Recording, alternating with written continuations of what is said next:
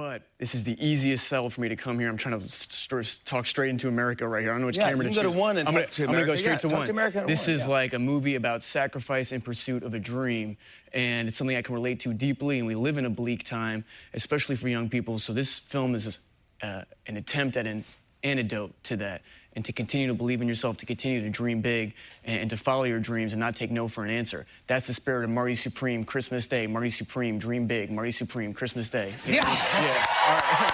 That's what I'm talking about. Exactly. Marty Supreme is a great movie, and you need to go see it as soon as possible. Stop what you're doing, go to your local theater, buy a ticket, see Marty Supreme. Timothée Chalamet is going to win an award. Josh Safdie also might win an award for writing, also directing, and this movie is overall incredible. One of the best of the year, one of the best of the decade. I understand.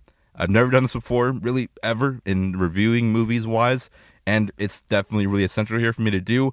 This movie, not going to try to waste your time, not going to try to clickbait you or string you along for a 5-minute prologue. Getting straight to the point here today. This is a great movie. This is one of the best of the entire year, and it's worth your time. If that's all you wanted to hear and that's all you wanted to know, then you know it now. Go see it right now as soon as you possibly can. In case you happen to want some more meat and potatoes and more of a why is Marty Supreme so good, then I'll go into that across these next maybe 15, 20-ish minutes of your time, and then I'll let you go for the day. But what exactly is Marty Supreme? Well, Marty Supreme, in 1950s New York, Marty Mauser, a young man with a dream no one respects, goes to hell and back in pursuit of greatness. That is really the best way to describe this movie, is truly the pursuit of greatness.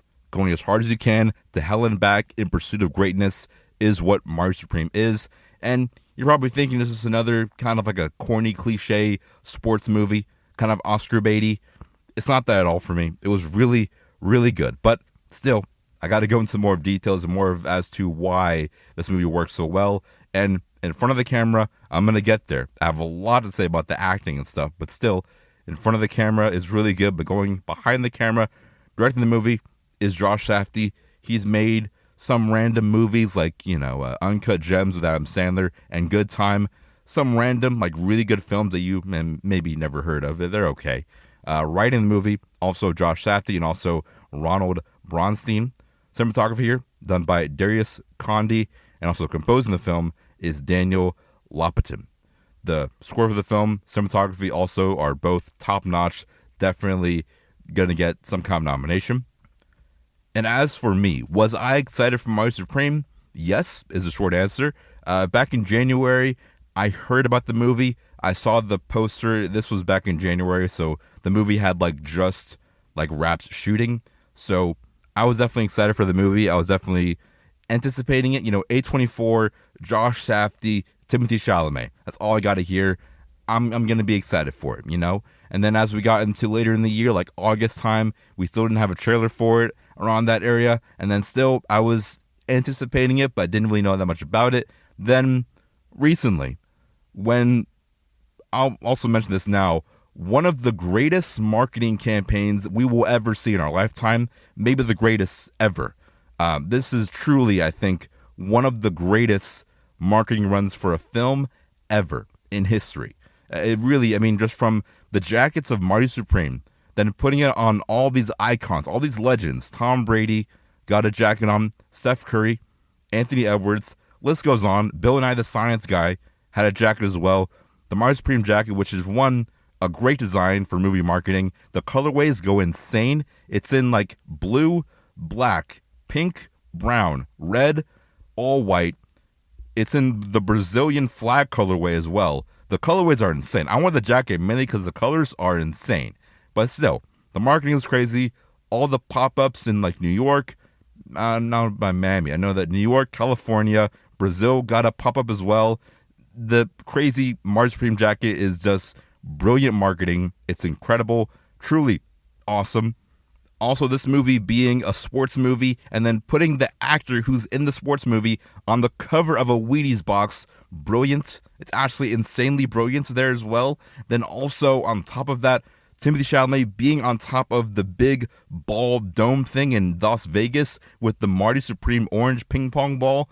That's insane. The marketing has been ridiculously nuts for this movie. I can talk about the marketing for an hour. by just the masterclass of how brilliant this team was and how effective it was. Because this movie, the marketing, I feel like just became bigger than the movie itself. I feel like it doesn't matter just what the movie was even about or how good or bad it was. The marketing really was just everything. The marketing, insane. That's all I want to say. I'm not going to drag on it for too long, but still, the marketing was insane. I was very hyped for the movie across these past couple weeks. And then my theory for the movie, I thought that it was going to be pretty good, and I was right. It was just absolutely incredible. I saw it on Christmas Eve, and it was great. I mean, really, it was just an incredible movie. Definitely, it's a great film for the year. I'm going to be talking about my ranking for my top 10 for 2025 pretty soon. But I think that still, I have about right now, I have like at least 3 or 4 more films to watch for 2025. But I've seen a lot of good movies this year, but I haven't seen a lot of great ones this year. Marty Supreme is definitely a great movie. It's definitely in the great category. It's an instant classic. It's going to be taught in film school generations from now. And even today, it's an incredible American classic movie that will be loved for generations to come. And now going into just the pros of the movie, what really works for the movie? And number one, we'll start it off right, the acting. The acting is incredible. The main person we need to talk about here is Timothée Chalamet. I think he's winning an Oscar. I don't like. There's been a lot of great performances this year. There's been a lot of really good ones. Leonardo DiCaprio, Sean Penn was also really good. That's more of a supporting role. But for the lead actor category, I don't think anyone is close right now for lead actor. I think that Timothée Chalamet, it is like unanimously, it's him. It's really him. There's been some really good performances this year. Like I said, Joel Edgerton in Train Dreams, this Netflix movie, he was great. Probably going to get a nomination. Also, even George Clooney, I think, can definitely get a nomination. There's definitely a bit of a list of actors that I can say they're getting a nomination. But one actor that I think is going to win it all is going to be Timothée Chalamet. There's no one else close right now for him, and no one else that is really going to be on that level besides Timothée Chalamet by a long shot. And even besides Timothée Chalamet, an Oscar-winning actor in a couple months here, actors in this movie, no one was bad. Not a single person in this movie gave a bad performance. Whether they had a lot of runtime or screen time in the movie, or even like a minute or like one dialogue, everyone's acting was so phenomenal. And Gwyneth Paltrow, I've seen her a lot in the MCU. She might get a nomination as well. Like, I wouldn't be surprised for a supporting actress nomination and even a win. That's extremely possible, extremely likely. This is one of the best of her entire career in an already great career. Even beyond that, Odessa A'zion. I watched a show on Netflix, came out in 2020 or something like that, or maybe 2019. It came out a while ago. It was called Grand Army. And Grand Army on Netflix got one season, got canceled. It was basically like Euphoria, but Netflix is a different thing. But, it was like Euphoria, pretty much. That show, Odessa A'zion was in. That's really, I guess, her breakout role was in that show. And she was the best actress in that show. I knew that she definitely had a future and definitely could do great things. She also gave an incredible performance here in this movie. This is definitely going to be her breakout into more dramatic roles. Once again, a potential Oscar nomination for her as well. Odessa, she's incredible. Definitely on her way to a fantastic career. But those are the obvious actors that are like, okay, I obviously know Timothée Chalamet, generational. Gwyneth Paltrow, generational. Odessa A'zion, a great actress. Those are obvious answers for like, okay, good actors. There's 2 actors in this movie that I thought could potentially be awful in acting, but they were really incredible. And those 2 are Kevin O'Leary and Tyler, the Creator. They're both incredible as well. And I really was surprised. I thought that maybe they could have been bad because both of them are 2 people that have never really acted before. So I wasn't sure how good or bad they were going to be. Like Kevin O'Leary, I know him from Shark Tank, not from making great feature-length films or TV shows. Kevin O'Leary is awesome in Shark Tank, but I wasn't sure, can he act? Will he be good on the big screen? I mean, this is really his first major film ever that he's been in. And Kevin O'Leary was incredible. I mean, really, like, I thought I was watching, like, Robert De Niro on screen at points. Like, that's how good he is. He's, like, really magnetic and electric and natural on the screen. He was awesome. He was everything for this movie, and I really was just blown away by how good he was in the film. I didn't think it was going to be bad, but really at times it's like when a person that's never really acted before goes into a big feature-length film, it doesn't always work all the time. You know, we've seen that happen a lot in the past, and this is definitely a case where these two are great. Tyler, the Creator, once again, he's a great artist. I love Tyler, the Creator, but he's never been in a movie before. You know, he's performed in the sense of music videos, and when he does a concert, he performs, but he's never been in a big movie. And Tyler, the Creator, I thought he was great. You know, I don't think he'll get an Oscar nomination or anything like that, but still, he was solid. He had a lot of fun here. He was so natural with this movie. He didn't feel out of place. You know, if I went to my mom and she didn't know who Tyler, the Creator was, and I put on this movie, she wouldn't really notice the whole difference. You know, she wouldn't be like, oh, that's Tyler, the Creator. He's doing an okay job. You know, no, I think Tyler, he does really good. And, you know, in the industry of Hollywood and everything, there's a lot of cases where there's just people who have an influence, an audience, and then they immediately get opportunities they don't really deserve. I'm not going to name any names, but it's obvious that there's a lot of people in Hollywood may not really be that talented, or in industry and music or whatever, who aren't that talented, but still they get just these big opportunities just because, you know. But I feel like Tyler, the Creator, and Kevin O'Leary, they were actually really good for these roles, and they definitely proved their worth here in these movies. Like I said, will they get an Oscar nomination, those two? Maybe, maybe not, but still, I thought they were great. And that goes for everyone else in this movie that I haven't mentioned before. They're all incredible. There's a lot of smaller, maybe unknown names here, but still, everyone's really good. Also, Amori Cohen.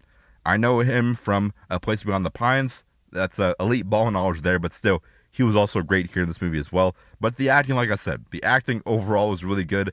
I've been ranting about it for longer than I really should be right now, but I definitely should. The actors and the acting really carried this film and really elevated it to new heights. I really wouldn't have been there without them. Beyond that, what's also good is the tension. Tension inside of these Safdie brother films. I haven't seen The Smashing Machine, so I can't speak if he did that in that film, because for context as well, the Safdie brothers are two brothers in filmmaking. They essentially split up for both their films. The other Safdie brother, Benny Safdie, directed Smashing Machine with The Rock, and now this Safdie, Josh Safdie, is directing Marty Supreme. So it's separate, two different directors, two different brothers who are both very, very talented, and they're both doing their own thing right now. But still, I can speak for this one. The Safdie brothers like to elevate tension in their movies. They like to add a lot of suspense, and I've seen a lot of movies. You know, I've seen this year over 280 movies. I've seen a lot of films. This one had me on the edge of the seat most, and my heart was racing the most in this movie. That is the beautiful arts and horror of these Safdie brother films. They know how to build tension. If you can't handle tension in a lot of stressful moments, then I'll recommend maybe not see this movie, because you might have a heart attack. I'm a pretty, I think calm guy, but still, I almost had a heart attack by just how much tension and stress is in these movies. And that's really an entire video essay in terms of how they place the camera, the score, the dialogue, the sound design, all comes together for just adding tension and just this massive sense of just you're uncomfortable in these scenes, and that's what makes it really, really good.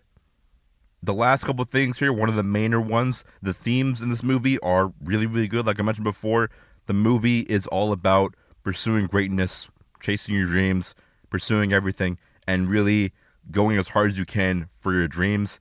The tagline for the movie is Dream Big. It's obvious what this movie is trying to really convey, and does it just so well. Really, I mean, Timothée Chalamet in the intro said it the best of what this film's trying to be, on chasing your dreams, on really no one believing in you, really dreaming so big to the way your dreams and all of your ambitions and goals are unrealistic and scary and sound delusional, and really reaching the point of delusion in your pursuit of greatness. That's what the movie is all about. It has such a great message, conveys it so clearly. This movie is going to really touch a lot of people in very positive ways.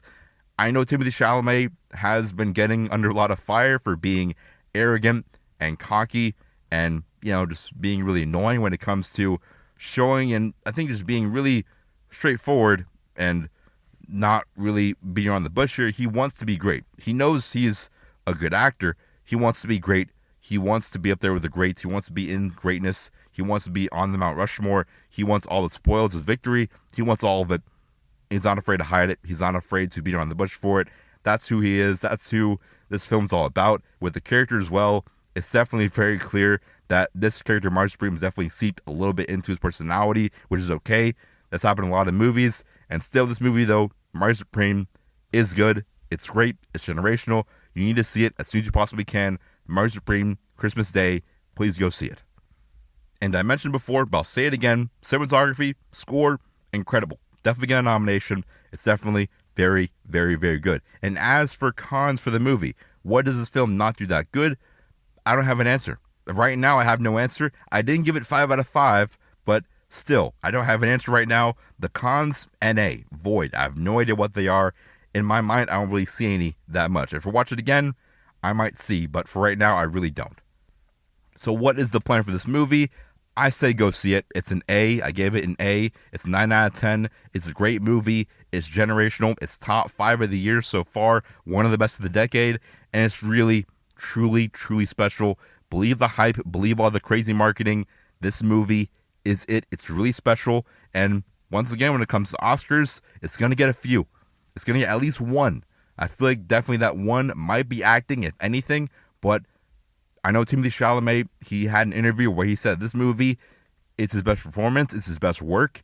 And I thought that, that might just be him saying that to say it, him saying this is my best performance to really just drive the marketing. But I've seen a lot of Timothée Chalamet films. I've seen almost all of them. I've seen all the important ones, all the big ones I've seen for Timothée Chalamet. I've seen a lot of his movies. He's my most watched actor of 2025. I've seen a lot of his work from Dune, Call Me By Your Name, to Interstellar, to Little Women. I've seen almost all of his movies. I've seen all the really big ones. And he might be right. This might be his best performance. It's definitely right now my number 1 of the year. For best leading actor, a leading man in a movie, it's Timothée Chalamet. I mean, he's the clear distinct for me. I'm not sure if the Academy will feel the same, but still, I feel like right now, this is it. This is his Oscar. I think I witnessed his Oscar be won in real time. So please, go see this movie. It's generational. It's a classic. It's a must-see film in the theater. So if you haven't already, please, please go see Marty Supreme. So that basically wraps it for today's episode. If you couldn't already tell, Marty Supreme, it's really good. Go see it. And this is going to be the last episode of the year. So once again, thank you. This podcast has been a cool creative outlet for 2025 and 2026. It's going to be really good. So thank you.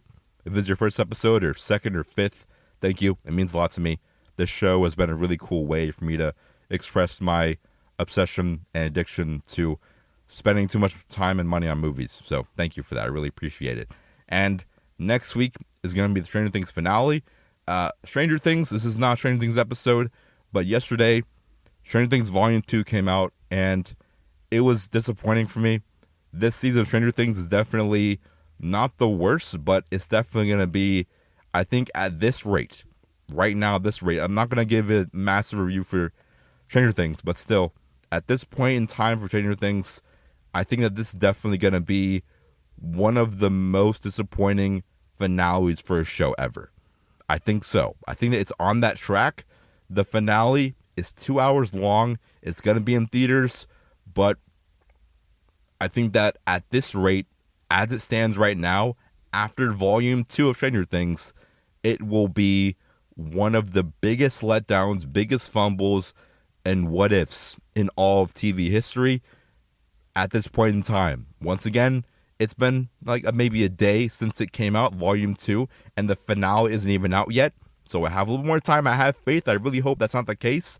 But as it stands right now, that Volume 2 was disappointing. And it was just, I think for me, it shows a lot of what's wrong with this show and with this season especially, that I'm really concerned for this finale. But I'll be there for it.